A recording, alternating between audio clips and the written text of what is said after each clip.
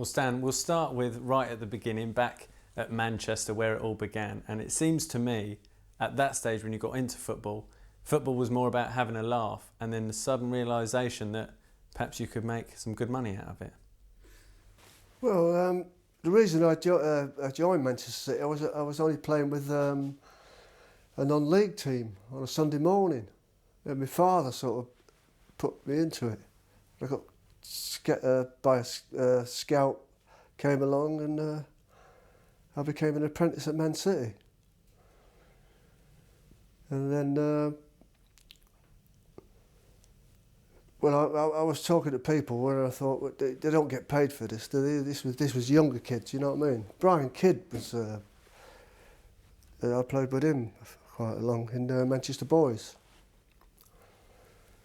But after that, I signed apprentice things, and then I was hanging around with the wrong people, Malcolm Allison said, you know.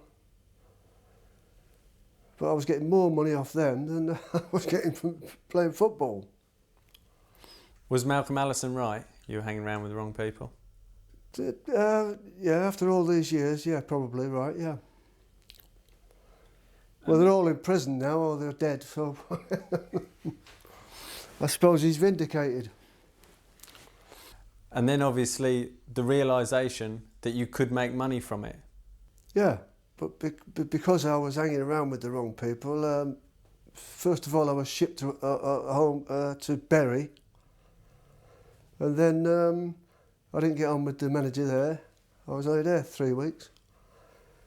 And then when I came back, I got sacked by Malcolm Allison. So I was out of football for nearly 2 years, till I went to Crewe. A friend of mine who worked on the Manchester Evening News said, well, you could have a trial at Crewe. And I went along with it, and within 3 days they gave me a contract. What did you do during the 2 years you were out of football? Well, I was with the mob, wasn't I?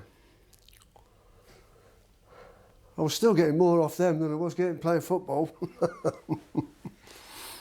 QPR was really where it all started to come together for you on the football pitch. They came in for you in September '72. What are your earliest memories of a London club coming in for you?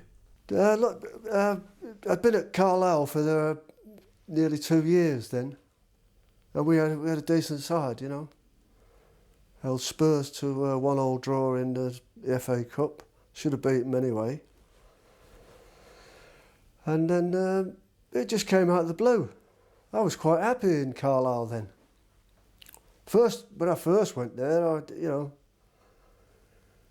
don't know whether you've seen Butch Cassidy and the Sundance Kid when they go to Bolivia.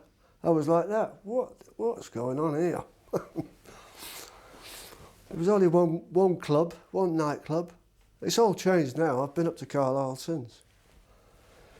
But I sorted myself out there because my manager at Crewe said, if you put your head together, go to Carlisle, which is a long way away, you know. He said, you'll play for England, and he was exactly right. Did you believe he was right at the time? Yeah, well, yeah, I did, yeah. Well, there was nothing to do, so I had to get my head down, didn't I? And then you came down to London. Obviously, there's plenty of off-field distractions. What attracted you to QPR in London? Well, it was the players, really, like Terry Venables, and, you know, one regret I've got in my life is that I would have wanted to play longer with Terry Venables, but he was finishing when I joined, you know. So, and that was the end of that. But, you know, it could have been any London club. I just wanted to go to London because I knew I could make it there. Not being arrogant, but, well, some people say I'm arrogant, but there you go. And Busby a long one forward. Venables beautifully on now for Bowles. Oh, a tremendous goal! A fantastic goal by Queen's Park Rangers. The whole length of the field that had the hallmark of teamwork about it from deep in their own half until Bowles finally got hold of it and and hammered it left-footed past Billy Irwin. What a tremendous goal to put Queen Park Rangers 3-0 ahead.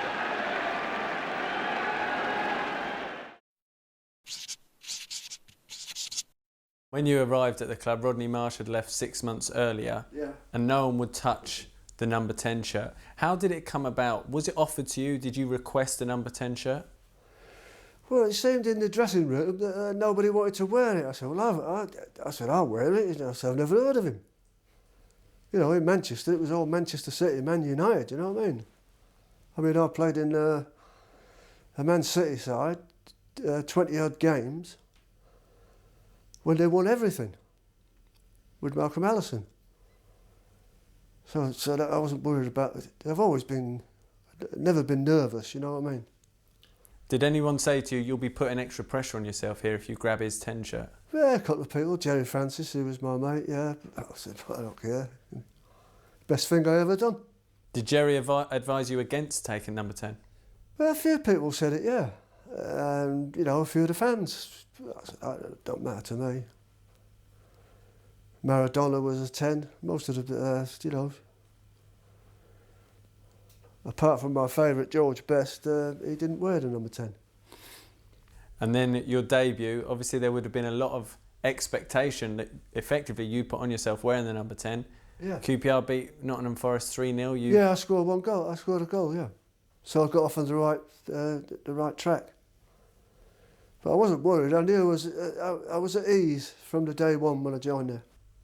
Why? Because of, like, Jerry Francis, Terry Venables, you know, good players. What do you remember about your debut, that debut? I just remember scoring. It was from a corner. Don Givens took the corner and I headed it in. I remember that. And then you looked at your teammates, and did you feel you'd found your level because you were playing with? Yeah. We didn't have a few years later on, we didn't have the good players like that. But it was still a decent side, yeah. Even now, fans talk about Stan Bowles and Rodney Marsh, compare the two. Yeah, that's the only favour he's done me. Do you think the pair of you are incomparable? Well, I don't get on with him. I mean, the only thing he taught me, the football, don't get me wrong, he was a very good player. The only thing I watched him do a trick on the telly where he tripped himself up in the penalty area. And I picked it up as well. I never told him that, but it'll come out now, won't it? And he had a knack of...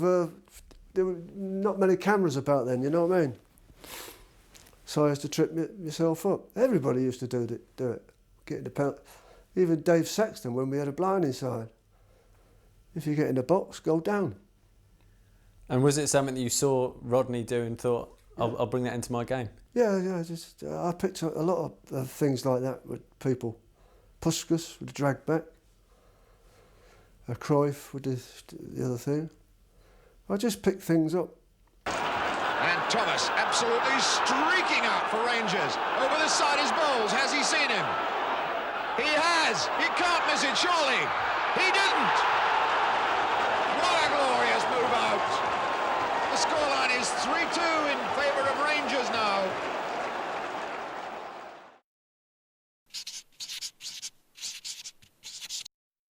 Bowles against Rimmer, and a chance for Rangers to go 2-1 into the lead, and he's done it. A well-taken penalty by Stan Bowles with a lot of coolness and a lot of pressure on him. Finding the roof of the net beyond the reach of Rimmer. 2-1 to Rangers. Well, Stan, you were a very successful penalty taker. What was your technique with penalties? Well, the only technique I had was I'd always put it in the left-hand side, normally. Because goalkeepers would normally say in their head, well, he's got to put it the other way. I got away with that for quite a long time. And you went that side famously against Alex Stepney at Manchester United. It was your first league miss from 12 yards. What do you remember about that? Well, I remember stumbling really badly, and it sort of trickled into him, really. But He took a, you know, he was taking the mickey out of me when I run up. I nearly had a row with him, yeah. Because afterwards on the big match, it actually showed they dissected it quite Yeah, well. he was trying to mug me off, sort of thing, yeah, but I gave him the volley anyway. It's just one of them things, I just clipped my foot and that was it, you know. What did he say to you as you were getting ready to take it? Well, lots of swear words. I gave him a lot back. Things he's never heard. So you won that little battle of Yeah, I verbals. did, yeah. And you won the game, so the penalty Yeah. miss doesn't really Well, matter, he thought does it? he'd made the save of all time. Get real. Well, you know, I'd made up my mind where to put it straight away, and fortunately for Alec, you know, he went the right way. Do you think he moved? Well, I've got to say he moved, haven't I? What about it, Alec? Had you made up your mind to go that way before? Yes, I did, yeah. I'd like to know what Stan was saying to me before he took the kick. That was the main thing. What were you saying to him before you took the kick? Well, Alec had been playing so well, I said, you'll probably go and save this one as well, and he did. I don't believe that. It was a little fruitier than that, was I it? think it was, yeah. But it was a good... Right, let's sort out a couple of those points. One, did Stan and Alec have words before the kick was taken? And indeed, did Alec Stepney move before the kick was taken? You'll notice now how Stan Bowles moves in from the left of the picture there. That's where he's having a word with Alec Stepney. I think Alec's probably giving him something back as well. But the other interesting thing that I want you to watch out for now is the Manchester United number 9, Stuart Pearson there. Obviously, Alec Stepney decided to go to the right. And I think Stuart Pearson, in a moment, there he is, reminding him of that's what he's got to do. And away comes Stan Bowles now to kick this ball. Unhappily, the ball is shielded by Lou Macari there. But I think you will agree that Alex Stepney does move there quite clearly before the kick was taken. But he got away with it. He made his save. He made a brave second save there as well as Stan Bowles came in. And Stan Bowles, therefore, missed his first ever penalty in the Football League, although he's missed one in the Cup. So are there any particular players that really stand out now, looking back, that you had real exchanges with? Mainly that Newcastle, Malcolm MacDonald. I just didn't get on with him at all. He was arrogant. And well, when I scored the goal when we was going for the league, it was in the last minute as well. And they caught the picture with me jumping up. All them Geordies was trying to kill me. But he was about the worst, yeah. I done the Superstars with him. Yeah. And he was canoeing and he fell and I looked to laugh at him and I went under as well. I've still got the lowest record for that Superstars. You didn't take Superstars too seriously, I don't. No, I didn't, no. I was with James Hunt and Kevin Keegan. James Hunt was all right. But he was a good athlete. In the lifting, weightlifting and all that, it was an Aldershot with the army. I said, no mate, I can't do that. I've got a bad back. They was disgusted with me, the army. And on the pitch, it's one of the famous footballing photos. Waiting to defend a corner, you picked up a Sporting Life from the terraces and had a read. Oh, that was Middlesbrough. Middlesbrough, yeah. So someone slung it on, I had a read. And I scored direct from a corner there as well. I can remember putting my finger up, like, test the wind. And it went in. Another argument with the Geordies. And when you had the magazine up and you posed for the photo, you actually... I didn't pose for it, it just happened. It was me and Don Shanks, actually. Somebody just took a picture, obviously. They sit round the pitch then, didn't they? So they just took a picture. And you still had the magazine in your hand when the corner came in? No, I can't be two places at once. No, I was standing near the goal post. It was after that I scored straight from a corner. I've done that a few times. Do you think that's why the fans, as well as QPR fans, neutral fans, loved you because of that side of you? Yeah, I think so, yeah. Begrudgingly, they always say, oh, you was a good player anyway. Doesn't matter whether it's Scousers. You know, where I come, Manchester and Scousers don't get on at all. But they came round a bit to me. Were there many players better than you at that time? No, I don't think so. There was a period there, I felt invincible.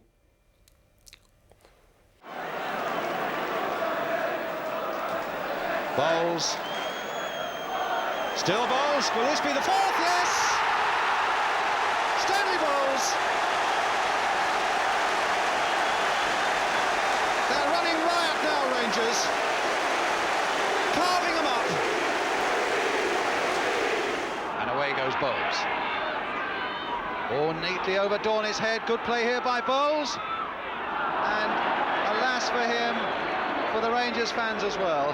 And he's apologising to them. And there was the occasion when you played at Millwall for QPR, and late on in the game at the Den, the notorious Den, and you missed a chance late on. The fans gave you stick, and you stood there and reminded them that QPR were 1-0 up. Must be very brave to do that. Well, it was, I'll tell you, I can't remember his name. He was a hero there. At a full-back.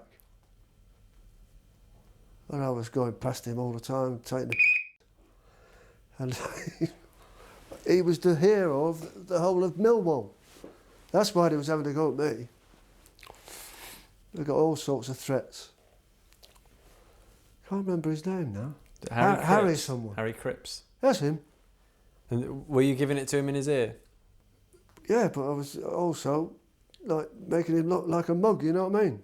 I didn't even know who he was. Harry Cripps is just one of a long line of hard men from the 70s who seem to pinpoint you for particular attention. Yeah, yeah. How did you handle that? Well, I was too quick for him. I mean, I wasn't... I was quick over about 5-10 yards and I'd be gone. But by the time he catches up, the ball would have gone as well.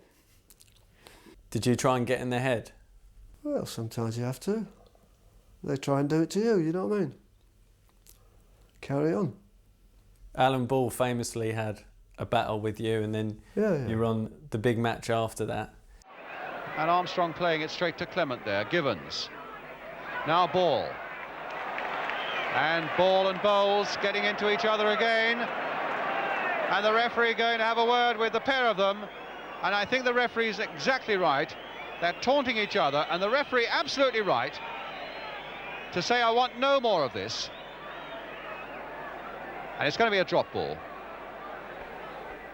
There was a particular incident in the game where you thought at the time that he had deliberately gone to do you. What do you remember about that? He did, yeah. Well, he was like a little Jack Russell, you know what I mean? Always snapping at your leg and all that. And I used to say, go away, just leave me alone, you midget. And you went on the big match programme the following day alongside Alan Ball. Yeah, do you remember that? Yeah, yeah.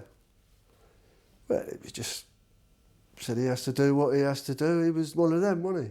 He was a World Cup winner. Were you aware at the time when you went along to the studio to go on the big match that Alan Ball was going to be on the show? Can you remember? No, I don't think it was. I don't think I did, no. It doesn't bother me anyway. Bring them on, don't matter.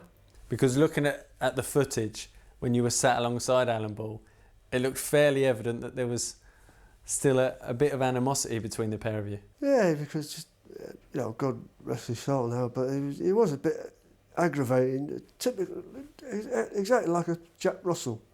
Just keep running around. Petty things, you know what I mean?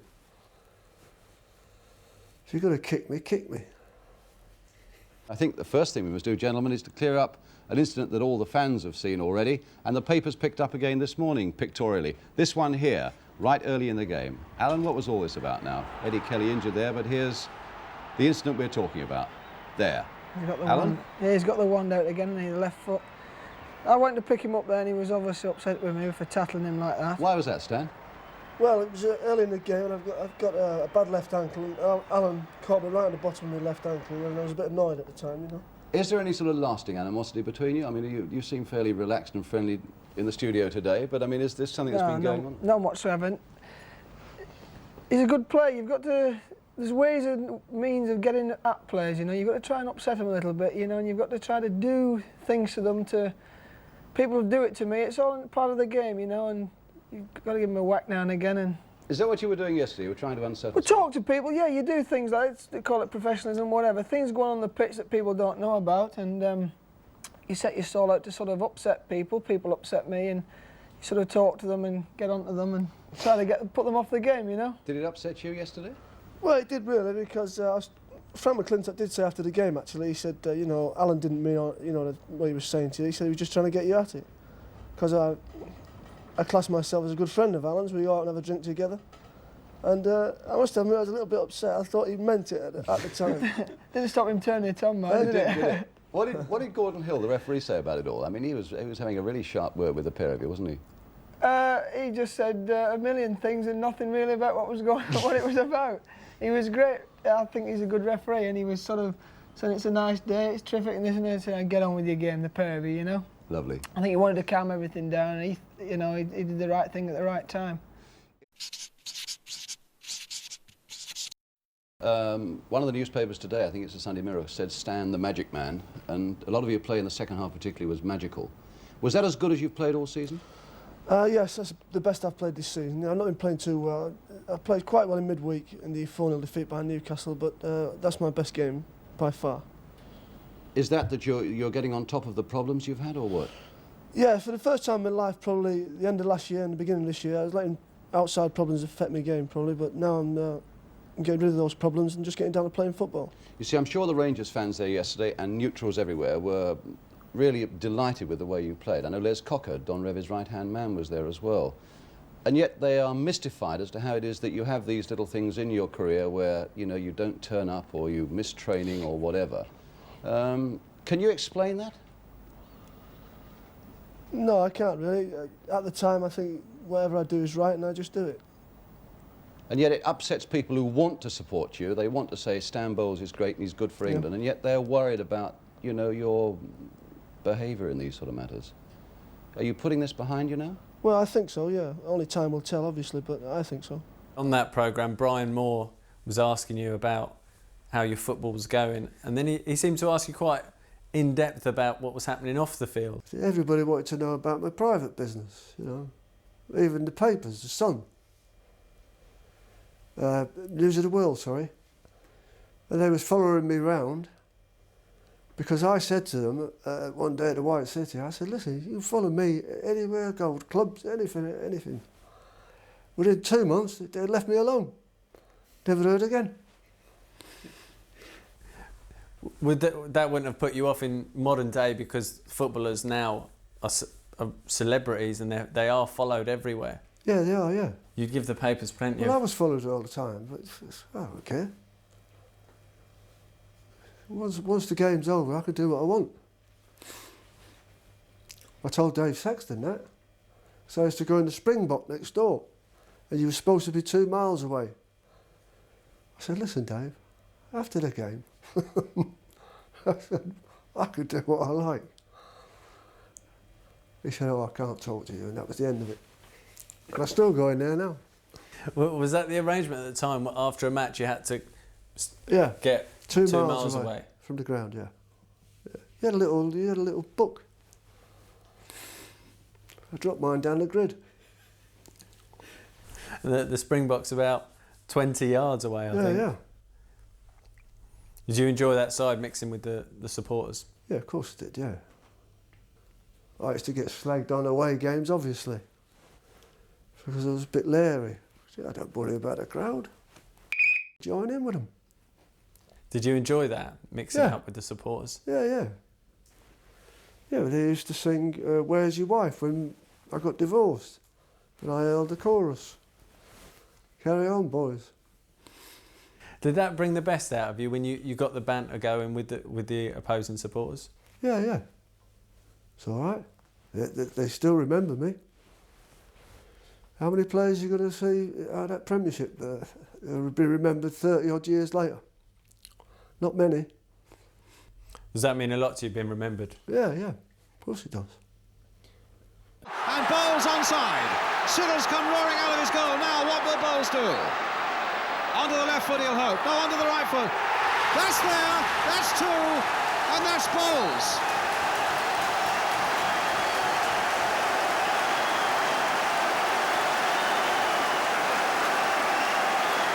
That's got every man off his seat as the ball flashed from one end to the other when Sunderland lost possession. When Sunderland lost possession, it found its way to Thomas. He played it sensibly the first time. Bowles was on it like a flash, turned them one way, turned them the other, and found the shot that made it 2-0. Stan, footballers today, they turn up an hour and a half before kick-off. That wasn't your pre-match routine, was it? No, my routine was to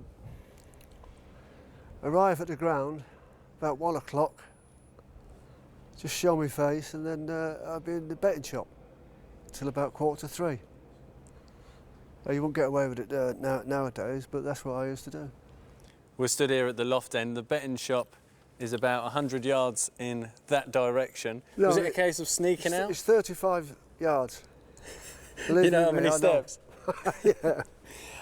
Was it a case of sneaking out?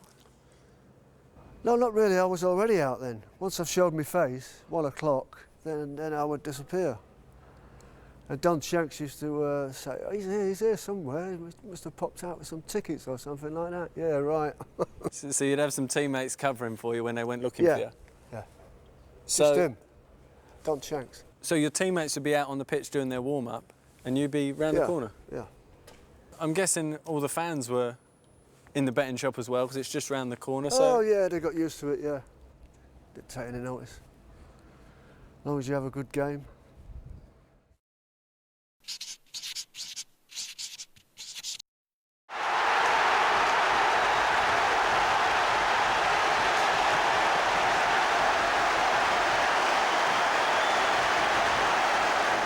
Brilliant attacking game in the second half by Queen's Park Rangers.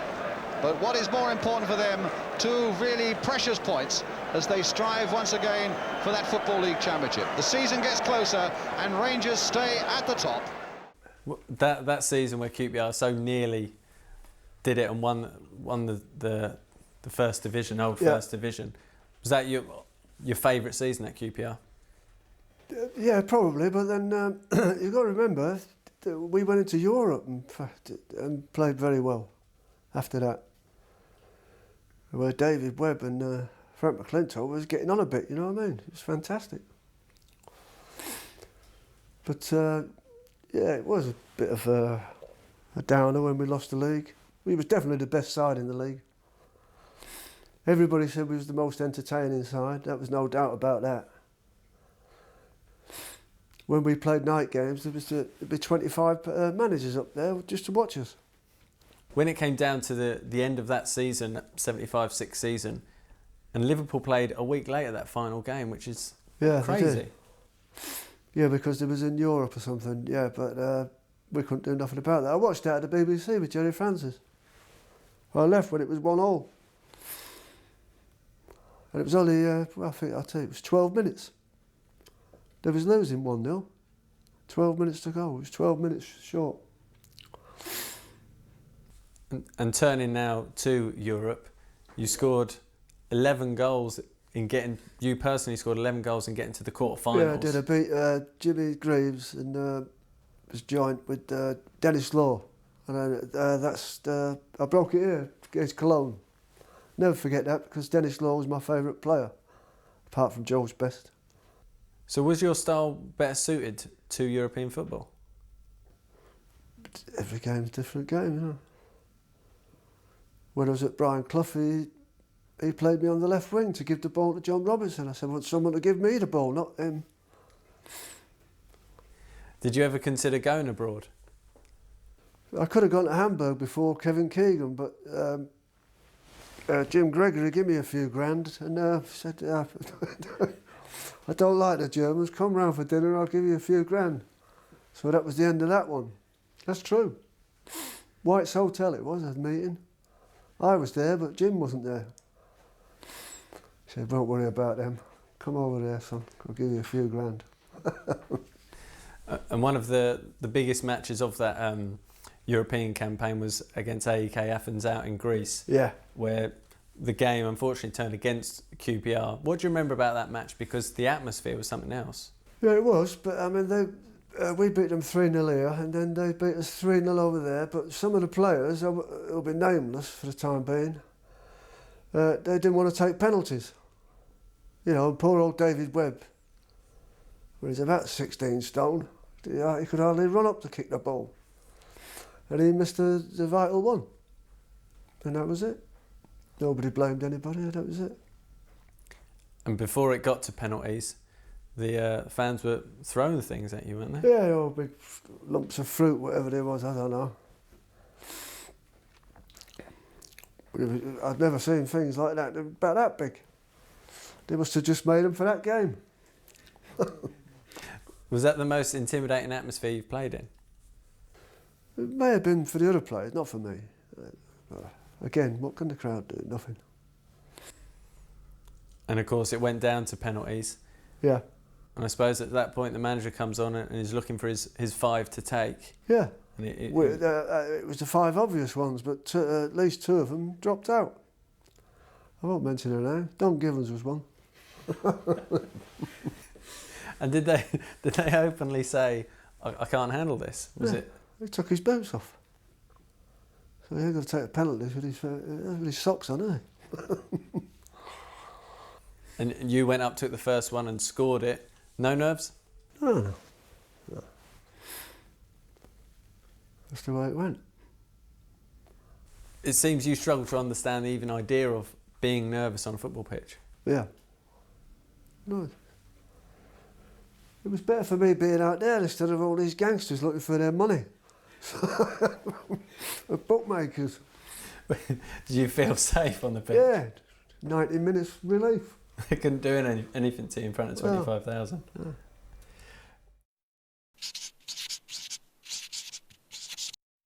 Well, Stan, you only made 5 appearances for England, which is probably one of the great footballing tragedies. But I understand there was a boot deal to be made, and rather than make 1 boot deal, you made 2. Yeah, well, I was roomed up with Mick Shannon, who was contracted to Adidas, and I was contracted to Gola. So they came round in the morning. I took 200 quid off them, and I took 350 off the Adidas man. So what I'd done in the game, I think it was Holland, I painted the logo out on the Gola one. But it started raining and then it washed away, so they spotted it on, obviously the match was televised, you know. And needless to say, I don't work for any of them now.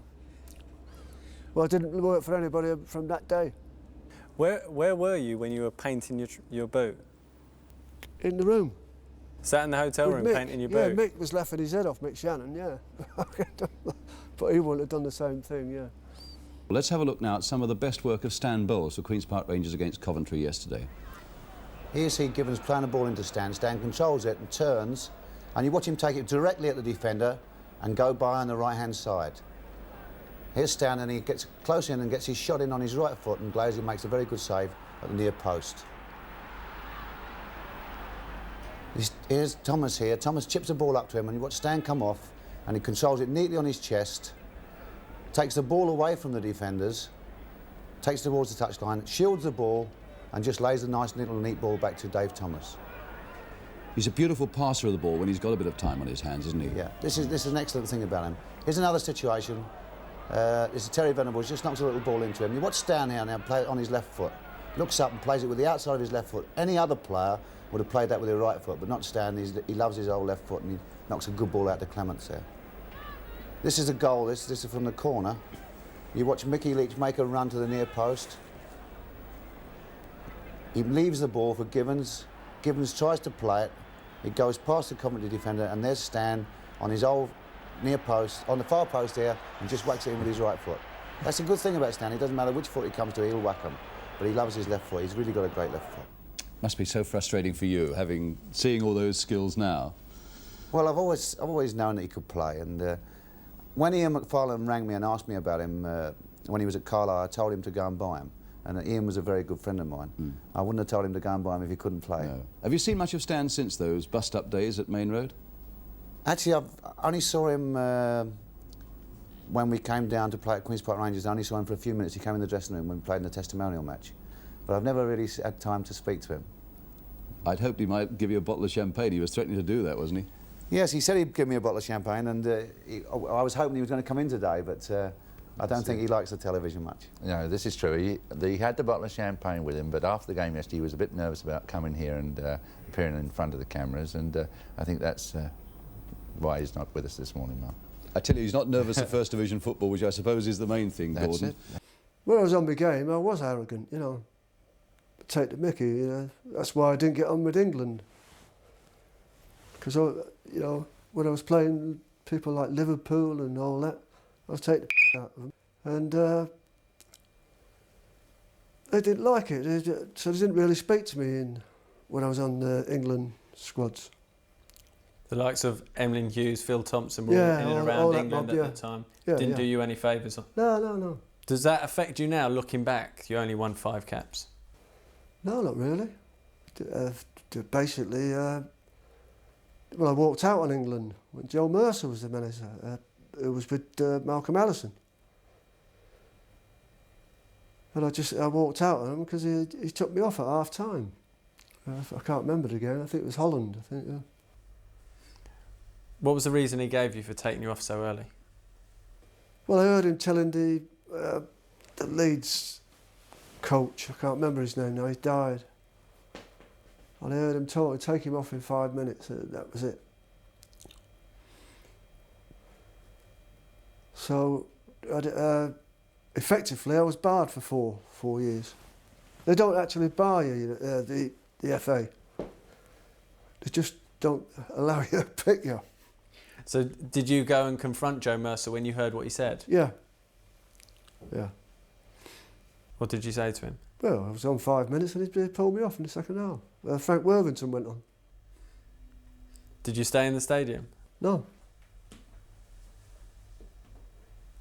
If you could go back, you wouldn't change that? No, I wouldn't, no. I walked out of Notts Forest to do a European Cup final. Not a lot of people know that. You know, people think I only play for QPR, which is good. You know, lots of people don't think I've even played for other teams. And do you feel that Joe Mercer's reasons behind taking you off, did that stem back to the early days at Manchester City? Yeah.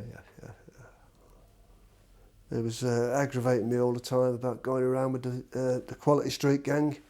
That's what they were called. And that was it. I thought I was out of football, but you know, I had a lucky break. I wound up playing 17 years. You've spoken about Stan Bowles, and it was a brilliant goal. Brian, you particularly enjoyed Absolutely brilliant. It's a case of too many cooks spoiling the broth as far as Chelsea is concerned. Webb eventually pushes the ball out, and Stan Bowles, with this beautiful action of his, you can see his arm, you can see the follow through and the left foot, and he literally rifles it into the back of the net. Such a tiny gap as well. Oh, beautiful goal. Absolutely beautiful goal. Brian Clough, obviously, is a manager you went on to play for and eventually fall out with. Yeah. And you walked out just before the European Cup final. Yeah. What caused that walkout? Well, because he left me out of the team. John Robertson was my best mate there. And he knew very well that I wanted to play in his testimonial, and he left me out. So I went over to the pub and then rang somebody up from London and I said, come on, I'm going. He said, you can't do that. I said, well, that's it, I'm going. Finished. And I didn't, he never spoke to me ever again after that. I had to train with the kids. I said, okay, I was getting a good wage there, you know what I mean? Brian Clough was often on the big match. Did your paths ever cross in the studio? Did you ever meet? No. He would, I went to the PFA, it was a few years ago now, to the dinner. and all the photographers wanted to take the pictures of me and him. He had a stick then, felt like kicking it off him. And I got offered a few quid for the picture, and he wouldn't have it. He wouldn't do it. I said, oh, of course, yeah. He wouldn't have it. He wouldn't have it done. Never spoke to me ever again.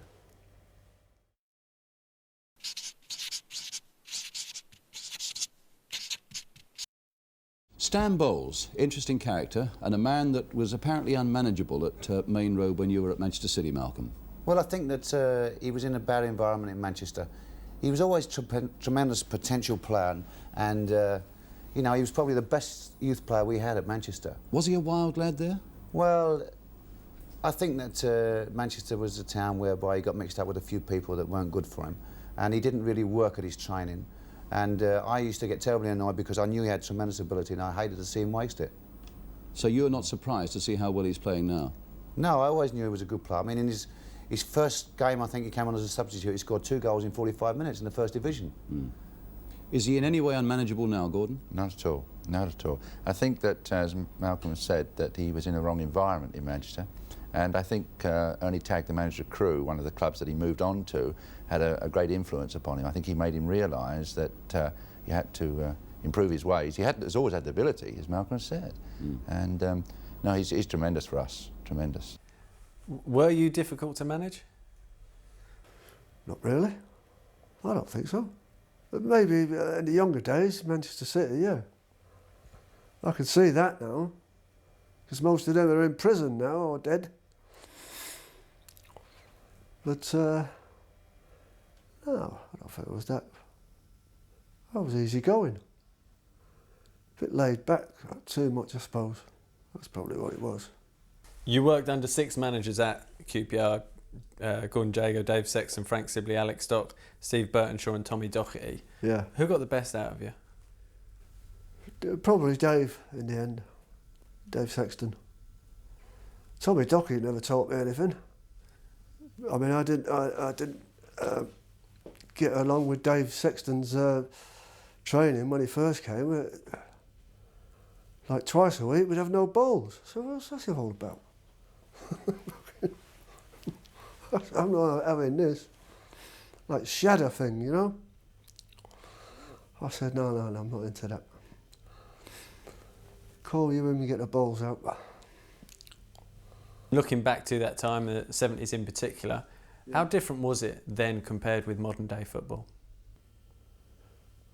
Well, it was as good. It's just a bit quicker now, the Premiership. You're not telling me that George Best could play in the Premiership. You must be joking. Any of us could have, or any of the good players anyway. Charlie George, you know, people like that. Alan Hudson. There's some fantastic players there. Everybody had good players in their sides. And you look at the state of the pitches and what you played compared with today. Do you think today would almost be better suited to Stan Bowles? Well, of course it would, yeah. All you'd have to be is a bit fitter, that's all. I mean, there's some Premiership players now playing now wouldn't have got in our reserve side. And they get about 30 grand a week. Do you have regrets about that you played obviously in a day where the money wasn't as substantial as it is today? No, not really. It didn't bother me. You can't do nothing about your age, can you? When it's over, it's over. You know, poor old Dave Clement, he couldn't handle it. You know, when he committed suicide.